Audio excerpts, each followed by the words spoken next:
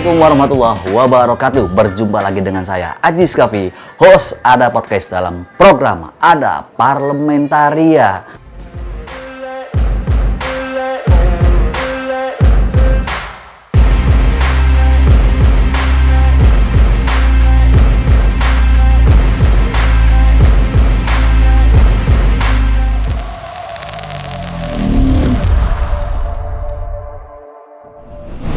Nah, hari ini saya sudah berada di ruangan fraksi PKS Kota Bekasi. Kita akan bertemu dengan sosok anggota DPRD yang disapa akrab Bang Coy atau Hairroman J. Putro. Yuk, ikuti terus. Assalamualaikum. Bang, mau nanya, ada Bang Coy ya? Ada di dalam. Oh, boleh ini Bang, sedikit waktu nggak buat ngobrol-ngobrol? Boleh sampaikan ke Bang Coy? Ya, nanti saya sampaikan dulu. Siap.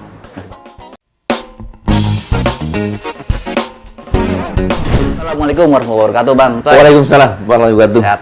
Bang Bang Ajis. Coy ini disapa akrabnya Bang Coy, tapi nama lengkapnya Hairroman J. Putro, bener Bang? Betul. Oke, gimana kabarnya Bang? Sehat? Alhamdulillah sehat. Sibuk banget kayak ini hari ini. Enggak, biasa aja. Oke, Bang. Iya. Boleh nggak Bang, apa namanya, kelas balik Abang ketika Abang menjadi peneliti ya, peneliti dan sukses menggapai kursi menjadi pemimpin waktu dulu itu Ketua DPRD Kota Bekasi. Iya. Mungkin saya kan baru kembali dari Jepang itu tahun 1997 ya. Oke. Di mana sekitar 8 tahun saya belajar khususnya mechanical engineering di Jepang 8 tahun. Baru pulang kemudian jadi peneliti di Badan Pengkajian dan Penerapan Teknologi BPPT. Sekarang sudah menjadi BRIN ya, Badan Riset dan Inovasi Nasional. Cukup lama sampai tahun 2004 saya di BPPT. Lalu dengan kehendak sendiri, saya kemudian keluar. Bekerja di perusahaan konsultan industri, khususnya di Jepang memang ketika itu. Sekitar 2 tahun lah ya, 2006. 2 tahun. Setelah itu masuk ke perusahaan Jepang, sebuah perusahaan yang khusus untuk memproduksi architectural product, sebuah perusahaan besar dari Jepang. Sempat 3 tahun sampai 2009. Nah, ketika itulah kemudian ada penawaran untuk berkiprah di politik dari PKS. Lalu kami sambut. Ya, sekalipun kita juga berpikiran belum tentu terpilih gitu ya. Tapi ternyata kepada Allah terpilih. Ya, alhamdulillah sampai saat ini 3 periode menjadi legislatif di Kota Bekasi ini. Ketika Abang waktu itu menjadi peneliti di Jepang, Bang, apa yang Abang sudah perbuat yang berhasil dilakukan di sana, Bang? Coba seperti apa? Karena dia studi ya. Berarti sama seperti lainnya ya. Jadi penelitian saja. Khususnya ketika itu kita kan lebih banyak ke teknologi mesin ya, khususnya di konversi energi. Sampai studi ya selesai di S2. Studinya kembali menjadi peneliti di bidang energi baru terbarukan. Ketika itu cukup menarik sesungguhnya. Pekerjaan untuk energi baru karena sekarang sudah menjadi opsi yang trennya ke depan ke arah energi baru terbarukan. Ketika itu saya sempat terlibat di penelitian energi gelombang laut, kemudian energi hidro, energi panas bumi, cukup menarik. Prospeknya pun sangat baik di Indonesia. Tapi sekarang sudah beralih bidang politik. Kenapa waktu itu Abang kepikiran pengen nyalon dan memilih Partai Keadilan Sejahtera? Kenapa Bang? Memang pencalonan bukan berasal dari saya. Karena memang saya tidak merasa punya bakat sungguhnya di bidang politik. Tapi ada penawaran yang menurut saya tidak salah untuk ditanggapi, karena kebutuhan PKS hadirnya kelompok profesional di dalam aspek politik, dan mungkin dilihat profiling saya tepat untuk itu. Akhirnya saya mungkin cocok gitu ya. Setelah itu baru kita berkiprah di sana. Waktu itu berapa suara bang pecah gitu abang? Saya nggak terlalu banyak juga. Sekitar 6.000-an lah ya. Siap. Iya, 5.000 6.000 lah. Oke bang, mengenai ini bang, karir pendidikan bang dari abang, mungkin dari TK sampai tingkat jurusan perguruan tinggi gitu. Boleh nggak bang spill bang? Memang kalau lihat dari pekerjaan yang sekarang ya, seperti nggak ada kaitan gitu ya. Nggak kaitan kita? Betul, karena kan kita teknologi ya, tiba-tiba kok di bidang politik. Tapi sesudah kita berkiprah di bidang politik, ternyata memang politik itu multidisipliner. Bahkan lintas disiplin ya. Dia memadukan ada logika, ada perasaan juga gitu ya, tanggung jawab.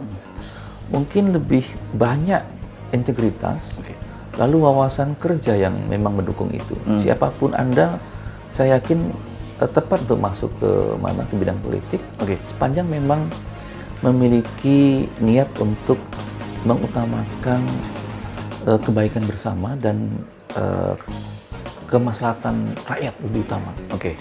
Sehingga dengan semangat penataan cocok untuk siapapun ya, backgroundnya mereka bisa hadir di lembaga politik ini.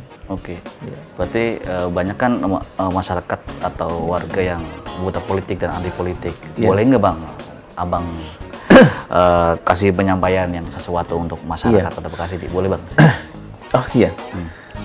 Khususnya bagi anak muda ya, kalau saya melihatnya itu chance besar untuk melakukan perubahan negeri ini di anak muda. Harus diakui, politik memiliki beban historical yang kelihatannya kok selalu ribut, gaduh, bahkan lebih cenderung ke negatif gitu ya, karena memang penuh dengan semangat meraih kekuasaan.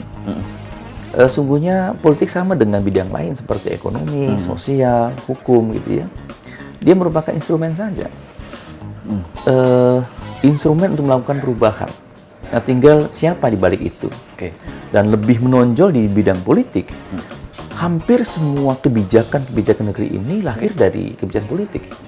Maka semakin baik politik dibangun oleh mereka yang memang ingin menata negara, kemudian memiliki integritas untuk mengedepankan kebaikan bersama, maka insya Allah output politik akan mampu membangkitkan negeri ini dan menjadikan Indonesia jauh lebih baik lagi.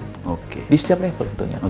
Nah, sehingga bagi Anda anak muda, kalau hari ini masih punya pandangan yang negatif, tata kembali, maka sungguhnya harapan baik untuk Anda melakukan perubahan di bidang politik. Mudah-mudahan akan lebih menggairahkan negeri ini. Nah, buat warganet generasi milenial Gen Z nih, milenial anak-anak muda zaman sekarang, bolehlah gabung. Boleh kan bang? Boleh. Masuk ke partai politik biar bermasalah kan? Boleh. Nah, boleh isi kolom komentar di bawah ini, jangan lupa di like, subscribe, and comment, ya kan?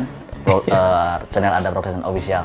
Oke bang, mengenai ini bang, saya mau menanyakan hal yang kemarin abang lihat reses. Apa yang abang tampung aspirasi dari warga, keluhan apa nih bang yang abang catat itu? Memang reses ini kegiatan yang sungguhnya lebih banyak refresh gitu ya. Merefresh kembali apakah agenda-agenda dewan yang diperjuangkan di lembaga ini sudah sesuai tepat dengan apa yang diharapkan masyarakat. Sekaligus juga melakukan feedback dari kebijakan yang dibuat oleh eksekutif, baik kebijakan yang bersama dibuat oleh dewan dalam bentuk kebijakan APBD, atau secara sepihak memang dibuat eksekutif sebagai kebijakan karena memang ada peraturan wali kotanya. Nah, itu kemudian kita refleksikan apakah sudah terimplementasi dengan baik.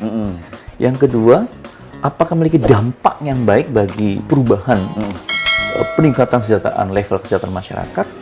Yang ketiga, ataukah tidak efektif untuk menyelesaikan masalah, Oke. gitu ya. Nah, semua itu kemudian kita rangkum, kita hadir di reses. Nah, dari kita dapatkan di reses, emang ada beberapa masalah pokok yang kita hadapi. Apa tuh? Yang pertama, belum memuaskan penanganan banjir di Kota Bekasi. Permasalahan itu nomor satu, Ini banjir, paling Bang. banyak, iya. Di Oke. mana-mana itu banjir dirasakan. Yang kedua, kualitas pembangunan infrastruktur Oke. perkotaan ya, baik terkait dengan tata ruangnya gitu ya. Nah, sebenarnya kita lihat dari sini, banjir punya implikasi lain, yaitu tidak hanya tata ruang, tapi juga problem pengelolaan sampah, Oke. gitu ya. Nah, kita di Kota Bekasi, saya melihat terjadi stagnasi di sini, stagnasi, baik dalam kaitan dengan penanganan banjirnya, ini perlu penanganan lebih jauh memang. Oke. Karena memang beberapa solusi yang kita tawarkan juga belum dilaksanakan secara baik, baik dalam kaitan dengan amanah Perda untuk membangun sistem drainase yang terintegrasi, kemudian rencana induk pengelolaan atau manajemen pengelolaan sampah yang belum juga dibentuk. Yang berikutnya adalah dalam kaitan tata ruang, kita juga perlu melakukan revisi terkait dengan rencana tata ruang kita, di mana konsep-konsep yang baru yaitu Green City atau kota hijau, Smart City ataupun kota cerdas, ini harus masuk dalam sini. Berikutnya adalah peran perempuan.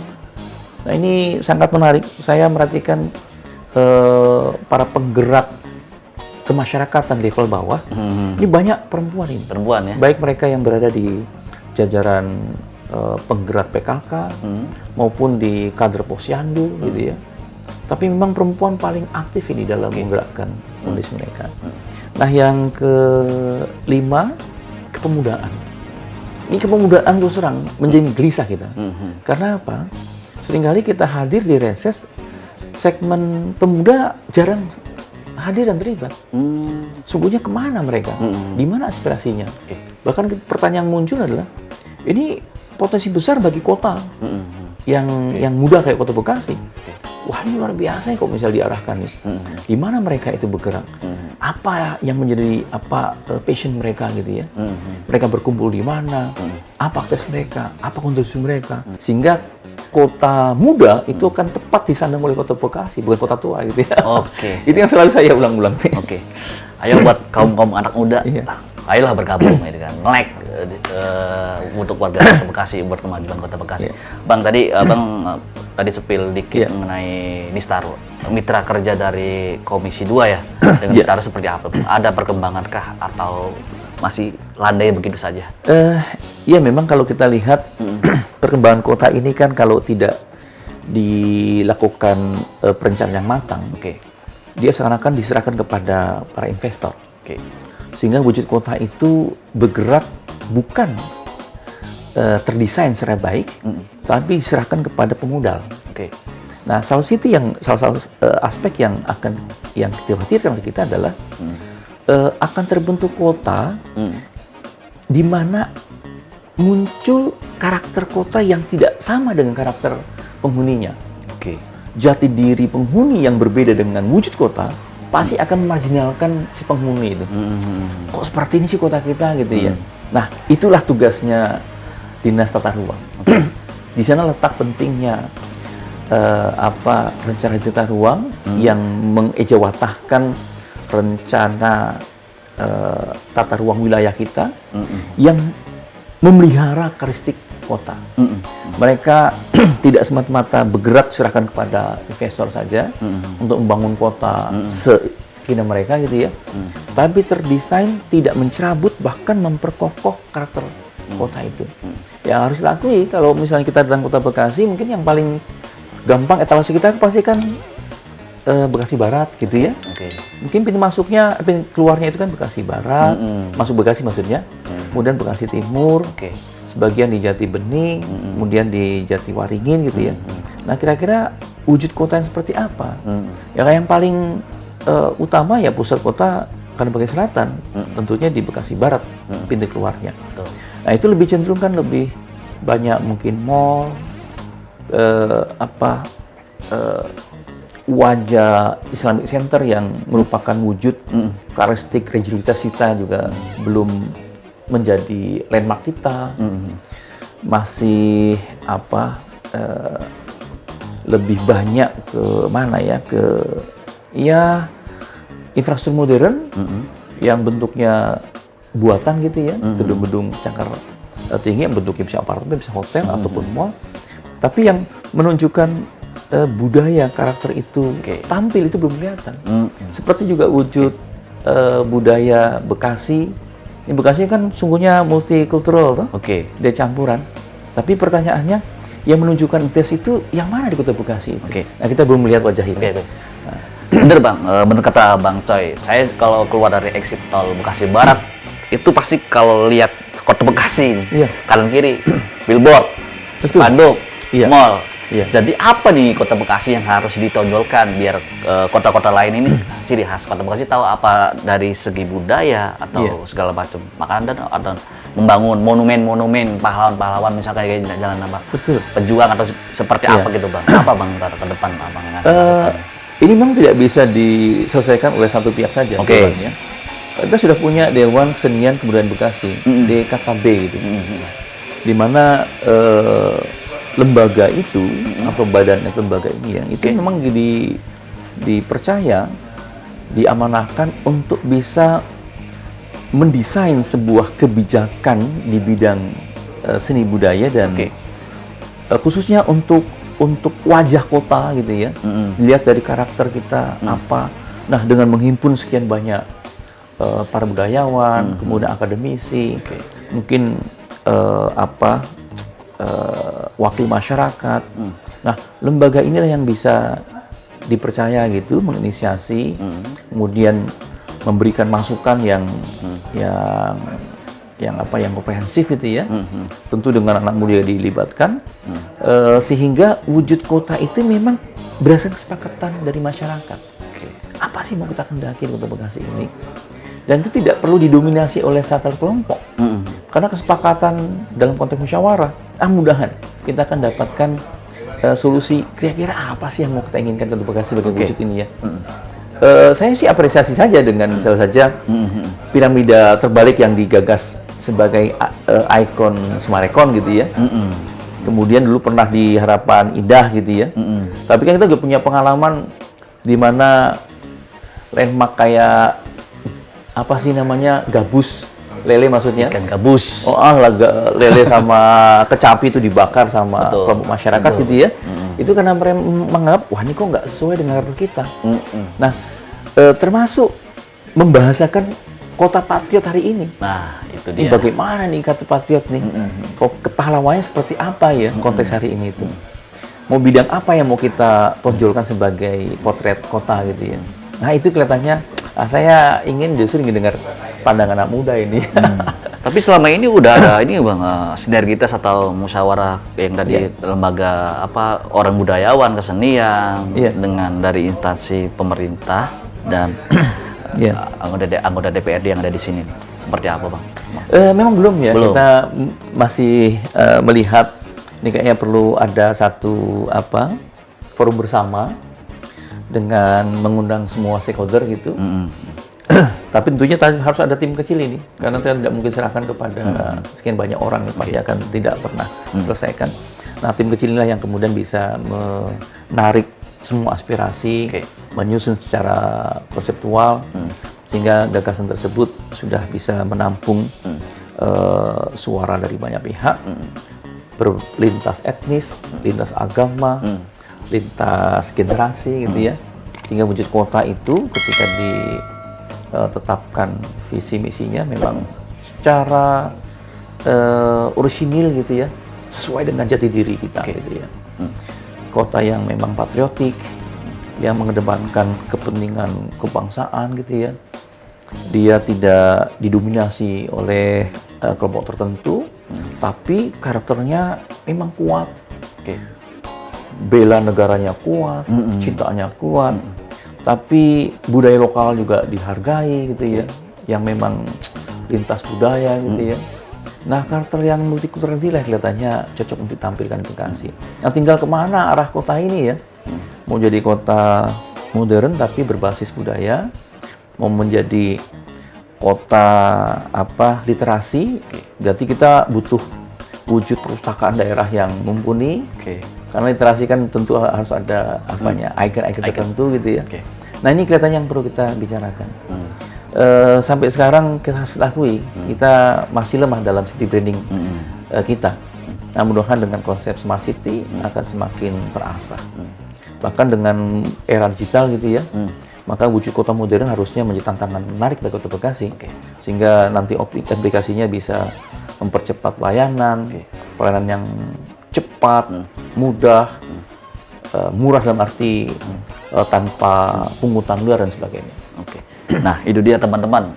Suaranya, vibranya Bang Khairwan tegas banget. Jadi saya kalah kayaknya ini, suaranya harus koreksi dulu Bang. Boleh Pak? Silakan. Oke, buat teman-teman jangan lupa ditonton videonya sampai habis dan jangan lupa di subscribe, like, share, and comment. Mungkin boleh di-mention Bang Instagram Abang, medsos Abang. Instagramnya apa tuh? Nih, bukunya ada banyak.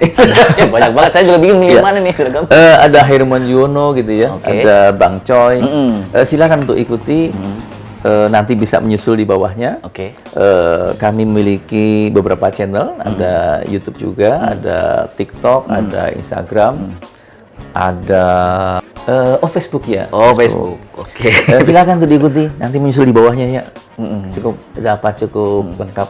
Ya sekalipun sederhana, kita ingin ke depan ingin menampilkan wujud politik yang genuine, yaitu yang berbasis kepada aspirasi masyarakat, menghargai suara rakyat. Yang mudah-mudahan dengan demikian wujud kota yang kita bangun sesuai dengan aspirasi semua pihak, khususnya di warga Kota Bekasi yang tercinta ini. Langsung DM aja ya, langsung DM Instagramnya Bang Choi. Di bawah sini. Langsung dibales. Bang, sedikit spill Bang.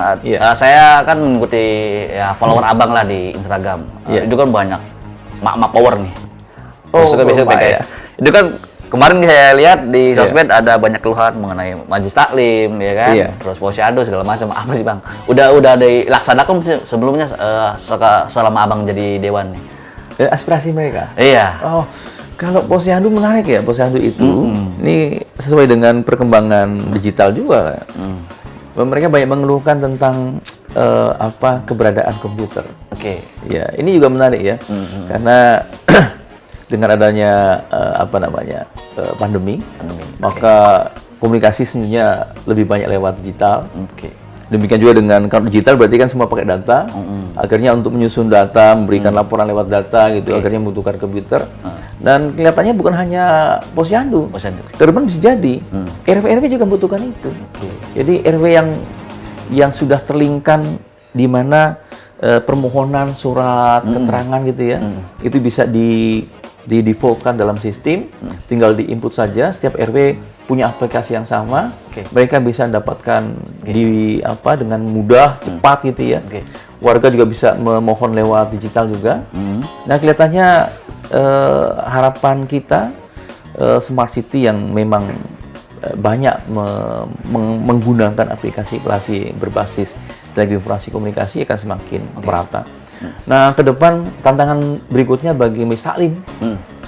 Bagaimana Majelis Taklim agar juga bisa didengar yang lain, tidak hanya tempat tersebut, kayaknya menggunakan channel-channel digital juga harusnya sudah mulai. Sehingga bahasanya dakwah itu dakwah 4.0 gitu ya bagi Majelis Taklim.